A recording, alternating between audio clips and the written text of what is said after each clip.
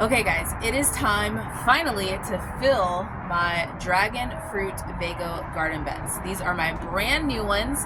We're gonna get them filled and then we're gonna get them planted tomorrow or maybe the day after, but we're filling them today.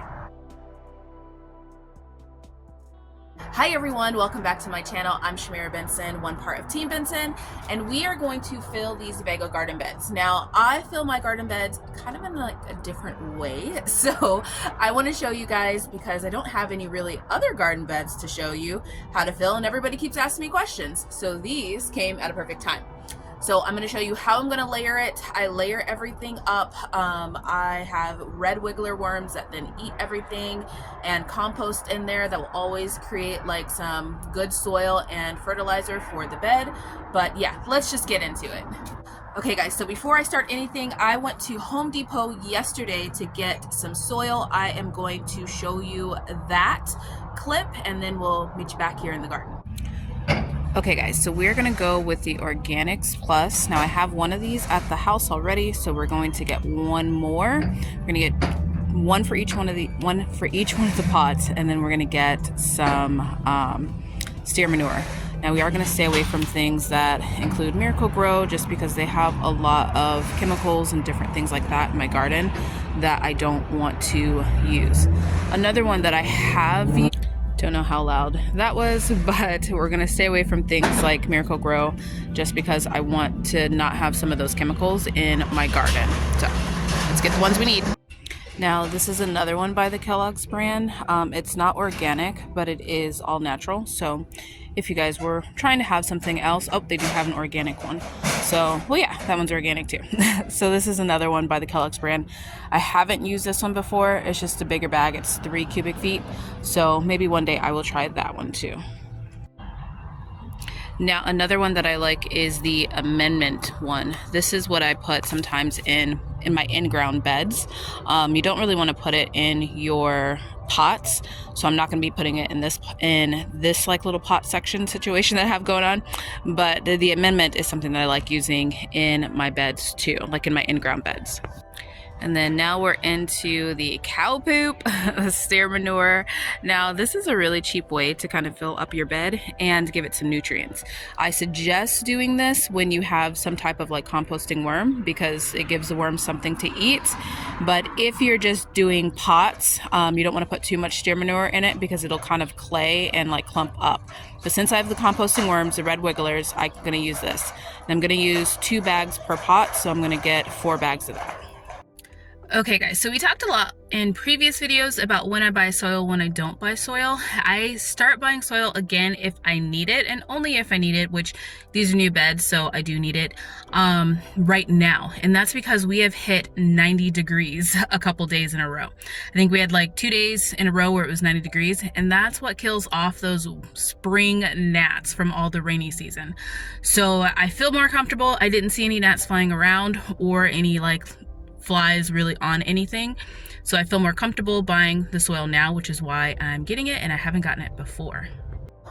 Okay, so now it is time to get to layering. So the first thing I'm going to do, guys, is I'm going to add 1 bag of steer manure to each one of these at the very bottom, and then we're going to put in some food.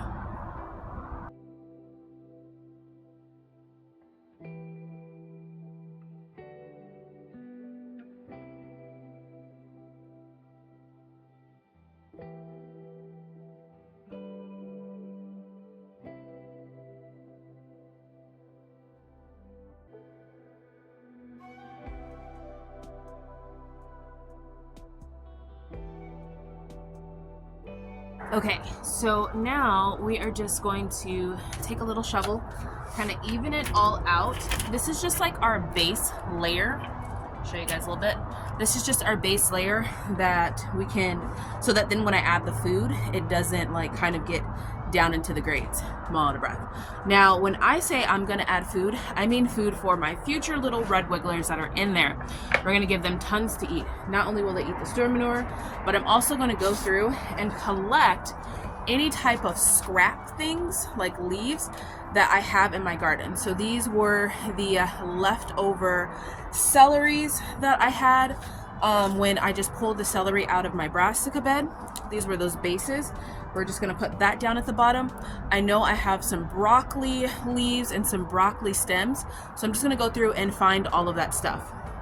I'm also going to take up this back Brussels sprout and put that in there too. So guys, what looked like it was gonna be trash in my garden, and some people have asked me why is it just sitting there, it is because I have been saving it for this purpose.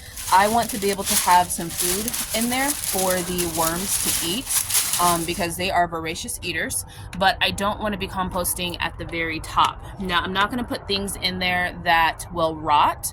Leaves do really, really well when it comes to just composting things and being able to provide food and it not rotting. So I'm just going to break these down and kind of sprinkle these about, and then I'm going to go through my garden and see if there's anything else that I could have, because I want to have a good solid layer before adding the next thing of steer manure. Okay guys, so I got just like a nice little layer of mulch slash food for my worms. Now I don't want to fill it up too much because I also need to add potting soil and compost. So I'm going to put just 1 bag of steer manure for the next layer. So I'm going to do half a bag here and half a bag there.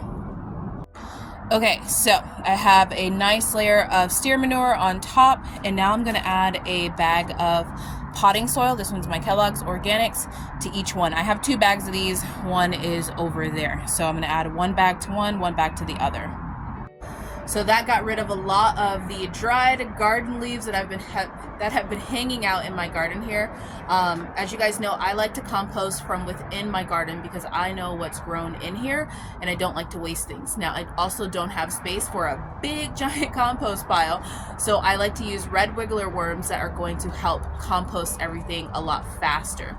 Now, I used a lot of steer manure in this because I don't want to have to change the soil out or redo the soil like that soon. So this will give enough food for the red wiggler worms to eat because they're going to compost it down very quickly. So let's add that next bag of soil.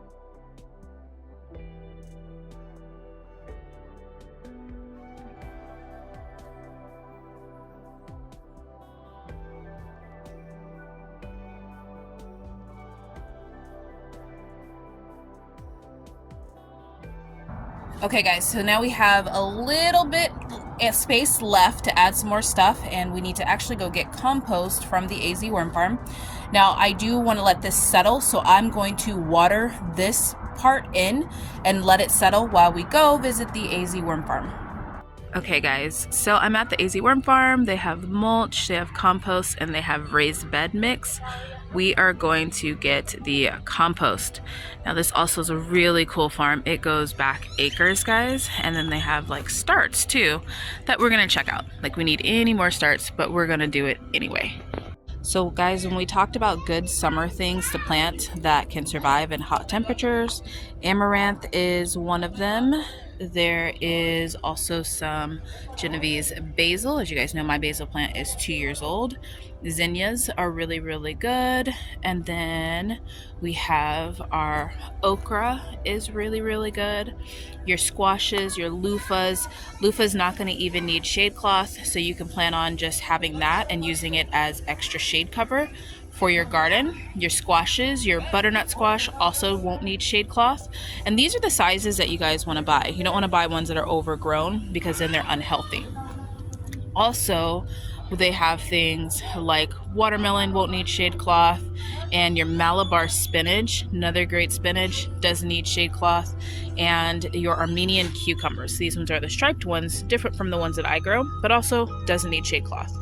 Okay guys, I'm back from the AZ Worm Farm, and we are just going to top off these beds with the compost from the AZ Worm Farm. Now, why I like using that compost is because it's going to have probably a lot of worms in it, like already in it.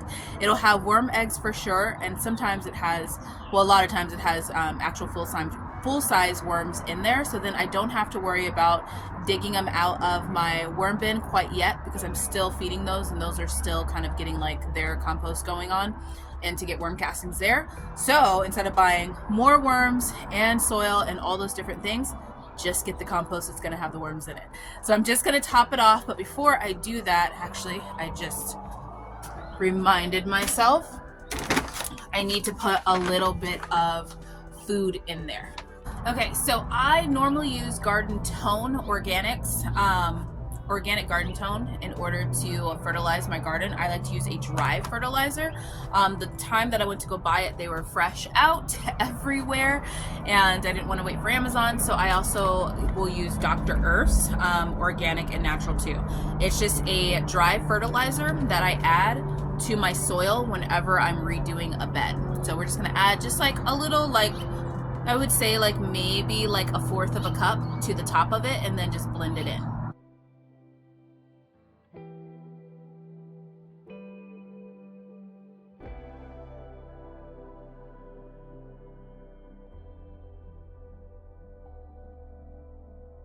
Okay, so now I'm just going to mix this in just like this before adding the compost. Now this might seem like I'm doing a lot to my bed, but I'm not going to have to touch this bed probably for like 1.5 years when it comes to any type of redoing it, adding soil, fertilizers, or anything like that. I'll probably do fish fertilizer maybe like once in like 6 months from now. But for right now, it's going to be good probably for like the next like 1.5 years. So a lot of growing seasons will happen to this bed, and it will grow a lot of vegetables, including some pretty big ones for the summer.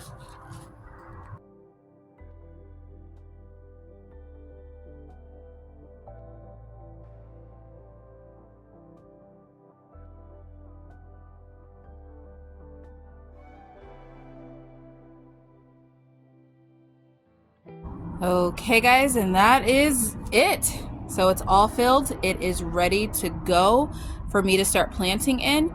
Now I am gonna top this off with mulch, but I'm gonna top it off with mulch after after the little seedlings start to pop up. Now we did have like 1/4 of a bag of compost left, which is perfect because this is gonna be our mulch. Okay guys, so my hands are nice and dirty, but my beds are full and ready to go. Now I'm excited about planting some stuff in here. I am going to be doing that in a video next week. You guys will see me plant some stuff out.